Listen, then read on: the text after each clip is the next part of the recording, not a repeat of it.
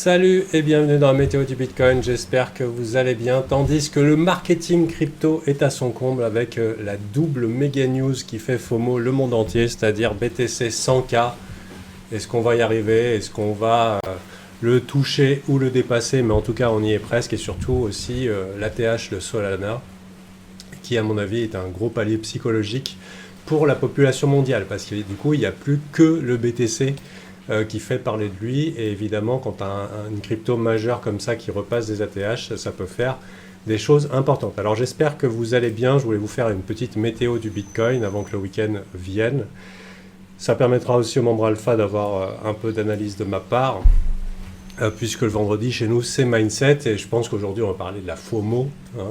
Si les membres alpha team ça vous intéresse, tous les vendredis c'est vendredi mindset, et on parle de nos mouvements intérieurs, santé mentale, maîtrise du process et de nos émotions. Et aujourd'hui, donc, je voudrais parler du Bitcoin qui arrive au chiffre rond psychologique, et il y a des fortes chances, puisque maintenant c'est à 1% d'y arriver, qu'on le touche. Maintenant, sachez que je suis assez prudent là dans la zone, même si ça paraît irréaliste. Je suis prudent parce que la FOMO est insoutenable. C'est-à-dire c'est très difficile de ne pas être all-in sur le marché. Ça ne veut pas dire que ça ne va pas monter. D'ailleurs, si vous avez des graphiques qui sont jolis pour vos graphes, il y a de fortes chances que ça se passe bien, puisqu'on est dans un bull market, c'est sûr. Donc joli graphe bull, mais si vos graphes ils sont dégueulasses, vous attendez pas à des miracles. Et puis surtout, qu'est-ce qui risque de se passer pour BTC, puisque ici ce sont quand même des entrées dégueulasses. Dernier support à échelle macro, c'est notre breakout ici. Donc on a un niveau à marquer. Je vous rappelle que théorie de dos, comment évoluent les marchés, plus haut sommet, plus haut creux, plus haut sommet, plus haut creux, et c'est valable dans toutes les unités de temps, même si on voudrait bien que ça ne s'arrête jamais. Aussi, vous remarquerez que nous sommes bien en dehors de la Bollinger. C'est très rare que ça arrive. En général, c'est un signe de surchauffe, comme a dit Thomas hier. Je ne vais pas dire surachat, parce que surachat, c'est un piège. Parce que surachat, c'est un prétexte à des bears en déni, de se dire « c'est bon, c'est sûr, ça tombe ». C'est juste que c'est fort. Et là, c'est extrêmement fort. Mais c'est aussi extrêmement fort et exagéré. Et en général, qu'est-ce qui se passe? Simplement, action du prix normale, quand on a une extension en dehors de Bollinger, c'est qu'on laisse le temps au prix de faire soit un plus bas creux pour nous continuer notre tendance haussière, soit simplement stabiliser un petit peu le temps que la Bollinger reprenne le boulot. Bien sûr, on est très content de voir des Bollinger hautes se faire exploser. C'est plutôt bon signe, mais je vous dis tout de suite, si votre entrée c'est 100 000, là, c'est une mauvaise entrée. Vous n'êtes clairement pas le premier qui a acheté du Bitcoin, puisque nous, sur la chaîne, on s'est positionné investisseur par ici. Enfin, moi par ici, un petit peu peur là, et ensuite YOLO. Donc, voilà un petit peu. Et la bonne nouvelle, c'est que maintenant que les gens ont bien regretté de ne pas être Bitcoin Maxi, de ne pas avoir pris les bons bags, parce que j'ai vu qu'il y a quand même pas mal de souffrance, que les gens ne soient pas sur... a priori, le bull, c'est pas passé pareil pour tout le monde. Et du coup, ce qui risque de se passer, c'est que le BTC va nous donner un range. Donc, à quel moment il va commencer à faire un range? Ça veut dire qu'il va établir un point haut et il va établir un point bas. Ça se trouve, ça peut être à 110, 117, ça peut être un petit peu plus bas, mais pendant une certaine période, après une vague de déséquilibre, donc là, vous voyez, il y a un gros équilibre avec une énorme consolidation. L'énorme consolidation, presque un an, ça justifie une poussée quasiment unidirectionnelle si forte, parce que ça a vachement consolidé. Du coup, maintenant, ici, c'est un putain de plancher. Je dirais, il est assez peu probable de revoir le BTC repasser en dessous. Ici, ça devient notre nouvelle base. En gros, une résistance devenant support, quoi, price action de base, ici en échelle macro. Mais ce qui risque de se passer, maintenant que les gens commencent à être un petit peu trop confiants sur BTC et déçus par leurs alts, c'est que sur un gros dip ici, 85, 80, je sais pas, l'amplitude d'un dip réaliste, hein, si on fait de la market symétrie, on peut regarder à peu près l'amplitude d'un dip réaliste qui irait chercher des longues tardifs sur BTC. Ça nous mène ici. Alors ça vous parle peut-être pas, le market symétrie, c'est un truc de la Fibonacci Queen, mais simplement, si vous voyez, on prend la dernière jambe, on met un Fibo, et disons qu'on est dans un bull market super agressif et que c'est super bull, ben, on ne verra pas un dip qui ira plus bas que 236. Et ça peut arriver que des fois ça reste à 236 et que ça consolide et poum, ça part encore plus fort. Parce qu'en fait, c'est tellement bull qu'il ne veut pas retracer plus. Mais en général, quasiment 9 fois sur 10, on va au moins tester le 0,382 et 0,382, 0,5 pour les Elliott Wavistes, c'est l'entrée Goldé. Donc ce qui vous montre que même si on monte un petit peu plus haut, puisque là, du coup, ce qui va nous intéresser, c'est ce rectangle sur Fibo, même si on monte un petit peu plus haut sur BTC, 108, machin et tout, et que là, carrément, nos cerveaux, ils fument, parce qu'on dit, c'est incroyable, remarquez quand même que l'entrée opti d'un investisseur tardif dans le BTC, qui veut acheter, selon la théorie de Do, les plus au sommet, plus au creux. Moi, je dis souvent au membre alpha, ne FOMO pas ici, mais achète là. Voilà. Et ça a du mal à rentrer. Hein. C'est pas intuitif. Mais bon, voilà, maintenant vous êtes informés vous aussi. Donc, ce qui vous fait penser, c'est que voilà, ça reste... peut-être en scalping, vous pouvez vous prendre... avec des stops relativement... conservateur, vous pouvez vous prendre le momentum du moment à la hausse, tandis que c'est encore l'euphorie générale. Mais sachez que si vous voulez dormir sereinement, une entrée dans les plus bas, c'est mieux.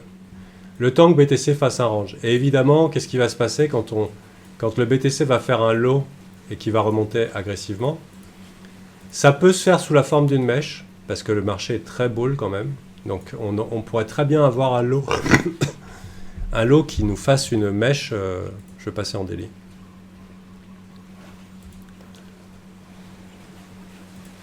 En daily, vous voyez que ici, on a quand même pas mal de supports. On n'a pas de support ici, à part ici qui n'a pas été testé, et on n'a pas vraiment eu de support ici, donc c'est quasiment que des longs ouverts. Les shorts se sont fait rétamer la gueule, donc c'est quasiment que des longs qui sont dans la partie. Donc ça peut faire liquidation en cascade, stop en cascade, et mécher, mais genre instantanément. Et évidemment, qu'est-ce qui va se passer si on revient ici? Les gens seront super chauds la bite, on va le dire, c'est le terme. Et du coup, c'est probable que même si la première c'est une mèche et que ça paraît être le graphe le plus beau du siècle, qu'on établisse un deuxième retest du lot, un petit peu plus long et un petit peu plus terrifiant. Voilà.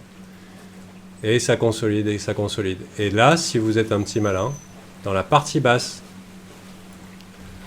de vos lots, plutôt que de FOMO Bitcoin parce que vous avez raté le run du siècle et qu'il y a de fortes chances qu'ils se mettent à consolider, et c'est là que vous jouez vos altcoins.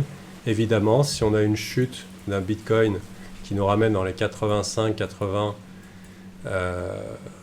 ça risque de faire des dégâts pour des holders qui sont all-in sur les alts avec des grosses volatilités. Certains, c'est des mêmes coins. C'est des mêmes coins avec parfois des amplitudes sur les chutes de 50 à 80%, parce que c'est très performant, mais quand ça va vers le bas, c'est moins agréable. Du coup, voilà. Mais voilà, ce qu'on peut éventuellement attendre, c'est la première mèche, si c'est sous la forme d'une mèche, pour charger vos alts. Et voilà. Maintenant, il y a un adage en trading qui est connu, c'est il y a plus d'argent qui a été perdu à anticiper les crashs que à rester exposé. Je connais un autre investisseur qui dit qu'il aime bien être pris avec le pantalon sur lui, pants on, c'est-à-dire il préfère perdre de la thune à risque que pas la perdre. Mais voilà, de mon expérience, on n'est déjà pas loin d'un sentiment qui justifie de s'attendre à ça dans les jours à semaines qui viennent. Évidemment, c'est large. Mais bon, voilà, je vous dis ça, comme je dis aux gars, il faut être magicien pour prévoir les tops. Je vous fais pas le coup de la marche ou de Kiyosaki qui annonce la fin du bull market 10 ans à l'avance en attendant que ça arrive. Ça reste quand même assez proche dans le temps. Et une bonne alternative, comme je dis aux gars, c'est plutôt que de vous faire de se mettre à paniquer le jour où ça arrive, en sachant qu'on ne sait pas quand ça va arriver, avoir 30% en cash, ça limite la volatilité un petit peu sur votre compte et ça vous permet de ne pas paniquer quand les 20% de chute sur BTC arrivent, mais plutôt d'acheter les dips. Voilà. Alors que sinon, vous êtes obligé d'être en mode espoir et peut-être de paniquer au bottom exact parce qu'en fait, vous avez les mains attachées et que vous n'êtes pas prêt à plus de descente. Donc voilà, c'est des choses qui arrivent. Je pense que c'est des conseils à viser.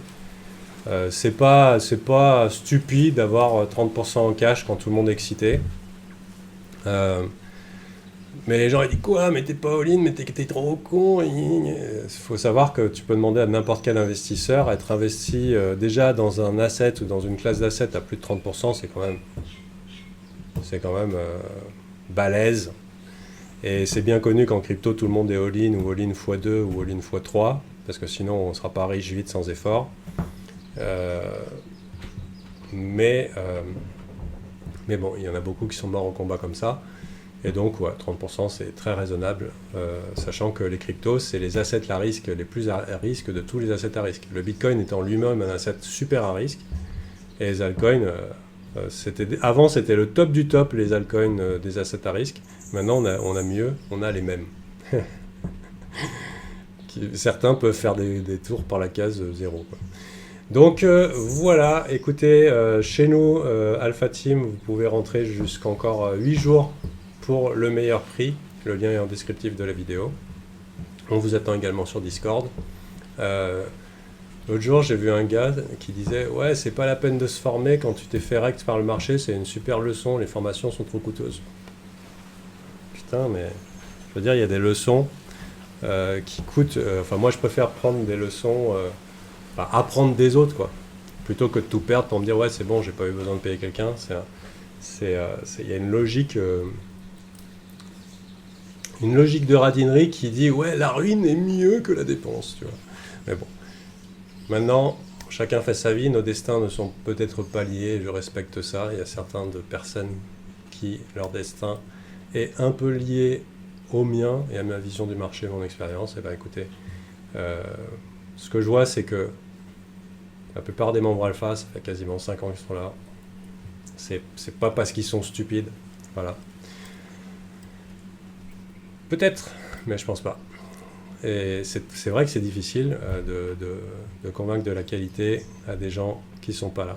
En tout cas, bonne chance à vous. Je vous souhaite à tous d'être super riches. Et puis après, l'abonnement mensuel reprendra son cours au tarif normal. N'hésitez pas à venir, sachant que c'est satisfait ou remboursé, et non pas satisfait et remboursé, comme j'ai connu quelques rats, dire « Ah, c'était super, Gabriel !» mais je récupérerai bien mes 200 balles, parce que voilà, j'ai des trucs à me payer. Donc si vous décidez de faire ça, préparez un gros mensonge et vivez avec votre conscience. Mais c'est satisfait ou remboursé. Allez, à plus et à la prochaine. Bye.